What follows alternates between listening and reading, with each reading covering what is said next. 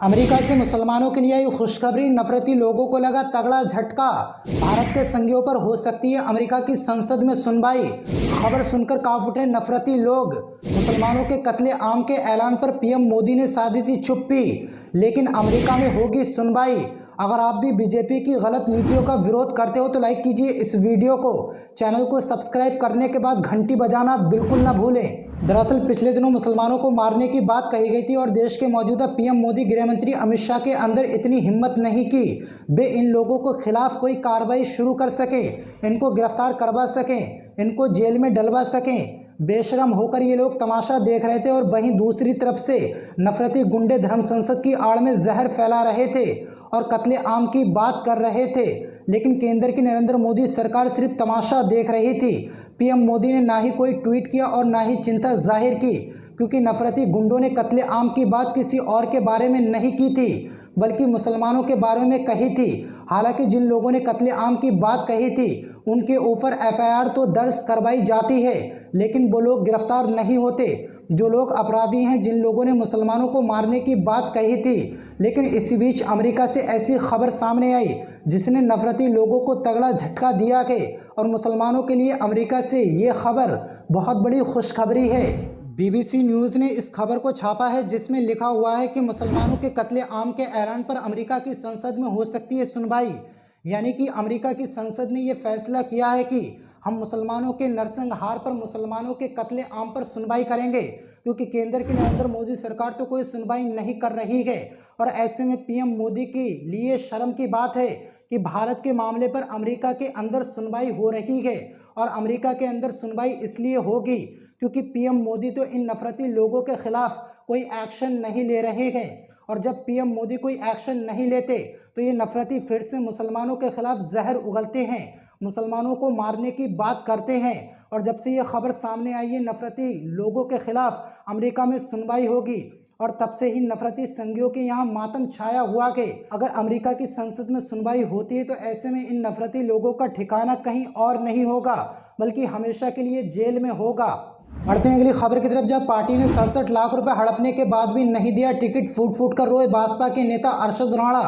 दरअसल उत्तर प्रदेश के चुनाव तारीख आने के बाद घमासान सा मचा हुआ कि एक तरफ जहां बीजेपी के विधायक पार्टी छोड़कर समाजवादी पार्टी में शामिल हो रहे हैं तो वहीं दूसरी तरफ भाजपा पार्टी पर टिकट बिक्री का आरोप लगा।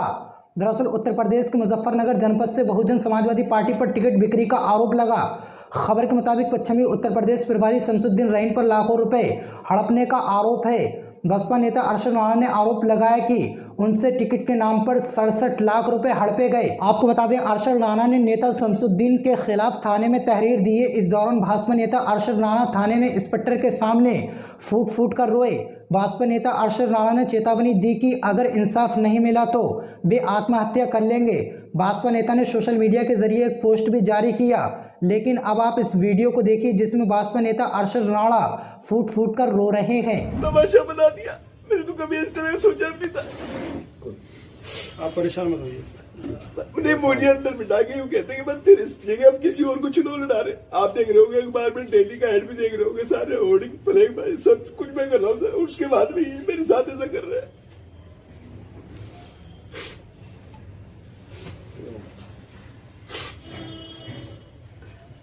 ठीक है, कोई नहीं, ठीक है। परेशान मत होइए। ठीक है, चलो, ठीक है, जैसा होगा हम बताएंगे।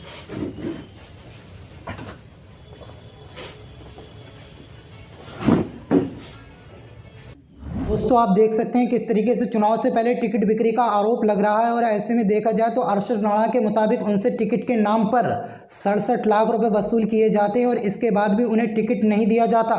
अब टिकट न मिलने की वजह से भाजपा के नेता अरशद राणा का कहना है कि अगर उन्हें इंसाफ नहीं मिला तो वे आत्महत्या कर लेंगे, अपनी जान दे देंगे। हालांकि उन्होंने पुलिस में तहरीर भी दी, लेकिन अब देखने वाली बात है कि उन्हें इंसाफ मिलता है या फिर नहीं मिलता है। बढ़ते हैं अगली खबर की तरफ। जब भाजपा छोड़ने वाले विधायक ने कहा संविधान बर्बाद करना चाहती है भारतीय जनता पार्टी। दरअसल सर्दी के मौसम के बीच उत्तर प्रदेश का सियासी तापमान रिकॉर्ड तोड़ रहा है। भाजपा से दर्जनों मंत्री विधायक पार्टी छोड़ समाजवादी पार्टी में शामिल हो रहे हैं। विधायक मुकेश वर्मा समाजवादी पार्टी में शामिल होने से पहले मुकेश वर्मा ने भारतीय जनता पार्टी पर आरोप लगाए। समाचार एजेंसी ANI से बात करते हुए भारतीय जनता पार्टी से इस्तीफा देने वाले मुकेश वर्मा ने कहा भारतीय जनता पार्टी समाज को बर्बाद करना चाहती है। जो पढ़े लिखे लोग हैं, तेज और चालाक हैं, वो जानबूझकर देश के संविधान को बर्बाद कर रहे हैं। यानी कि देखा जाए तो जिन नेताओं को भारतीय जनता पार्टी ने विधायक बनाया था, वही विधायक अब भारतीय जनता पार्टी से इस्तीफा देकर इस बात का दावा कर रहे हैं कि भारतीय जनता पार्टी संविधान को खत्म करने में लगी हुई है। भारतीय जनता पार्टी संविधान को बर्बाद करना चाहती है। गुरुवार को इस्तीफा देते हुए मुकेश वर्मा ने ट्वीट किया कि भारतीय जनता पार्टी सरकार द्वारा 5 साल के कार्यक्रम में दलित और अल्पसंख्यक नेताओं व जनप्रतिनिधियों को कोई तवज्जो नहीं दी गई, यानी कि उनको कोई इज्जत नहीं दी गई। लगातार किसानों, बेरोजगारों की उपेक्षा की गई। इसी वजह से मुकेश वर्मा ने भारतीय जनता पार्टी से इस्तीफा दे दिया और अब समाजवादी पार्टी में शामिल हो चुके हैं। और ऐसे में देखा जाए तो भारतीय जनता पार्टी के कई मंत्री, कई विधायक भारतीय जनता पार्टी से इस्तीफा देकर समाजवादी पार्टी में शामिल हो रहे हैं। भारतीय जनता पार्टी का जहाज पूरी तरीके से डूबता जा रहा है और ऐसे में देखा जाए तो कहीं ना कहीं इस बार विधानसभा चुनाव भारतीय जनता पार्टी पूरी तरीके से हार सकती है।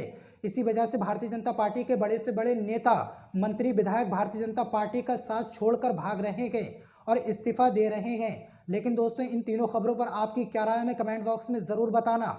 मिलते हैं किसी न्यू अपडेट के साथ, तब तक के लिए अपना और अपनों का ख्याल रखें।